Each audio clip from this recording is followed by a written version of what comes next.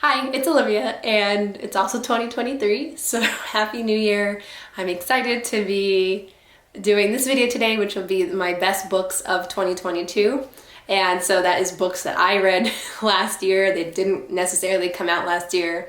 And I love seeing other people's best books, so I'm seeing a lot of top 10s, and I did not read enough to have a top 10. So I think this is going to be a cute little, I don't know, top 4 or top 5. I also felt a little bit conflicted about this video because I did not post much last year, and the last video I posted was kind of catching up on things, and some of those books that I talked about, I'm going to be talking about again, and so it feels a little repetitive to me, but the good thing about a good book is that I don't really get tired of talking about it. And with that being said, these books aren't in any particular order, so I will start with 2001 A Space Odyssey by Arthur C. Clarke. I mentioned last year I moved a lot, and I had all of my books in storage except for a handful, and this was a book that I multiple times regretted not having in that handful of books that I kept on hand, because so many times I wanted to pick this up and reread my favorite scenes. Or I was having a conversation with my grandpa and we were talking about space related stuff, and there was a part in this book that I had the urge to read to him, and I wanted it so badly in my hands. And I think the reason this stuck with me is because the writing and the concept and plot just really all stuck with me. If you don't know what this is about, this foreword kind of explains to how this book came to be in tandem with the movie. Basically, we follow a very small crew on a mission through space to Saturn, following a signal that was received when they were scouting out the moon. So we have this kind of entity that we know about, and we also have this mission headed towards Saturn. And on this spacecraft, we also have a very advanced computer called HAL, who's kind of running things. And where do I start? First, I'll talk about the writing, just the descriptions of things as they are floating through space. Something I loved was how when they would pass like a planetary body like Jupiter, how beautifully he captured the scope and beauty of it. For Jupiter, for example, they passed it wasn't just a solid color, he was describing the swirling phosphorescence. And hold on, let me find it. There's a line that I liked. Like, there's this whole paragraph right here that I just, put outlined, that really gives detail about this, describing the surface of Jupiter, but then also it says, Jupiter was now a vertical wall of phosphorescence stretching to infinity above them. And it's like, wow, I can picture that. I could picture it just completely covering my entire field of view, up, down, left, right, with all of that pretty description that he gave before. And it wasn't just like the descriptions of things as they were floating through space. He takes time to pause and kind of ponder certain questions, or like there's this whole chapter where he's talking about how the different ways that people think of aliens and how humans the various debates that humans have and different perspectives that people have. Really, the only con that I could think of is that the characters, because this is a very plot-driven story. It's about the concept and what they're doing more so than the characters. They're really just kind of placeholders there. They could have been anybody, really. Like the crew members on here could have been any. It could have been any character that fills that role. They just weren't memorable aside from what happens to them, but I don't really care about that because the plot and the writing carried it for me. So this was one that I really enjoy thinking about. It's one that I would love to have discussions about, and it just had beautiful writing that I didn't feel was dated at all. And now, completely switching gears to young adult contemporary romance, and that is Confessions of an Alleged Good Girl by Joy Goffney. This was delightful, and it's one that I wish a lot of people would pick up. So in here, Monique is the daughter of a preacher, and so her parents, they're the church-going type, they're religious, and the whole family is very by the book and following the rules, and she's dating someone who, the family approves of. Just on the surface, it just looks like a family and a daughter who follows the rules, but what her parents don't know is that she and her boyfriend have been trying to have sex already. And the problem is that she like physically is running into a problem. They are not able to do it. Clearly, her parents are not who she's going to be going to for help. She has to kind of deal with this now in secret, but this ends up being, she ends up coming across kind of unexpected friends who help her on her journey to figure out what's wrong with her. And it's just,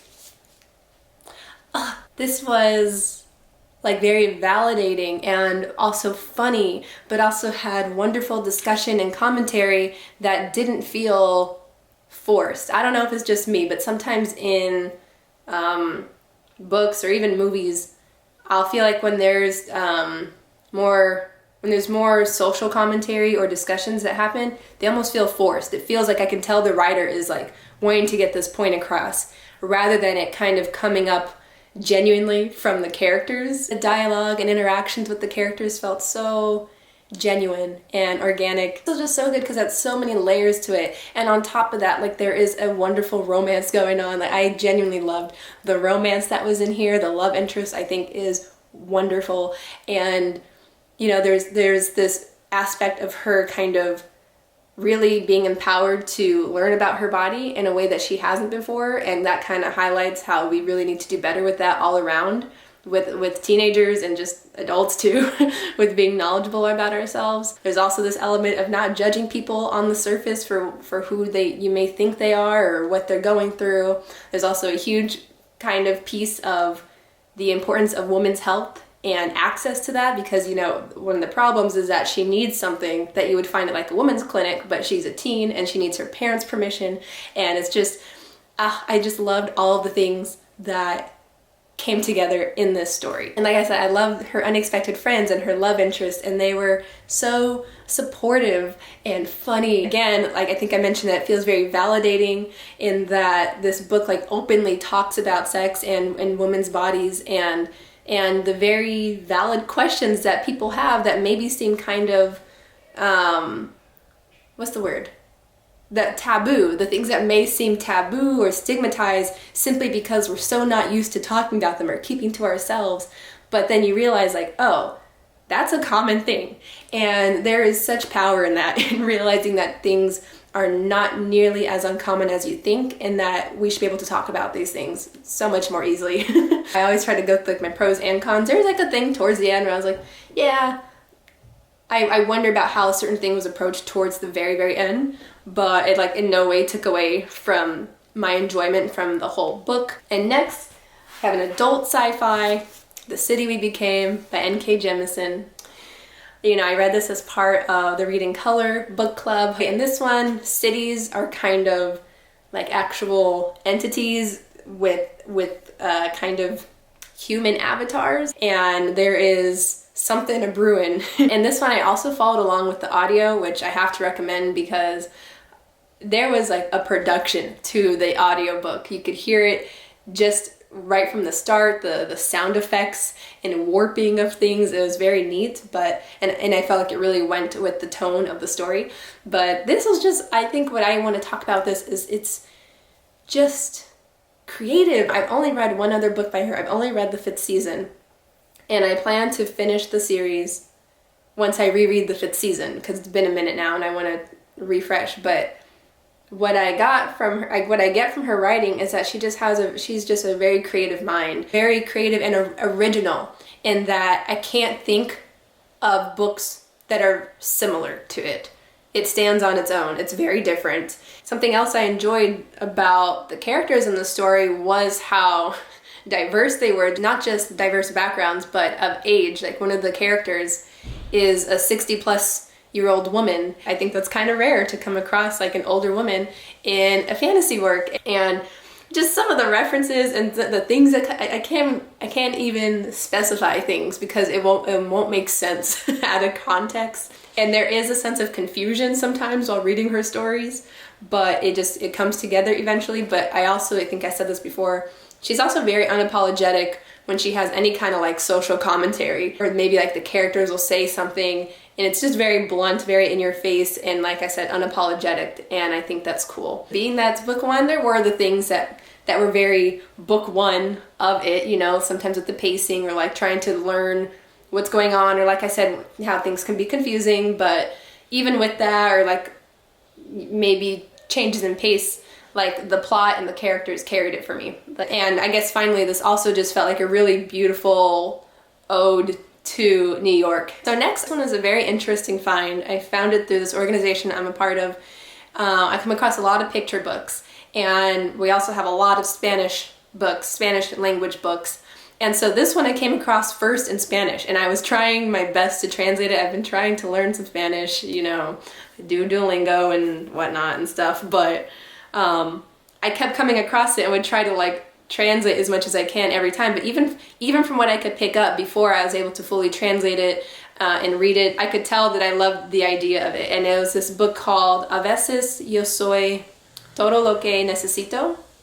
Please forgive my pronunciation, but if I remember correctly, I think in English that means sometimes I am all that I need. And this is by Juliana Perdomo, and it really is exactly like the title says, sometimes I am all that I need. It is really this picture book about self-love, and how even when you know, the little girl is alone, she is plenty of company on her own. She's never lacking for anything because she always has everything she needs within her.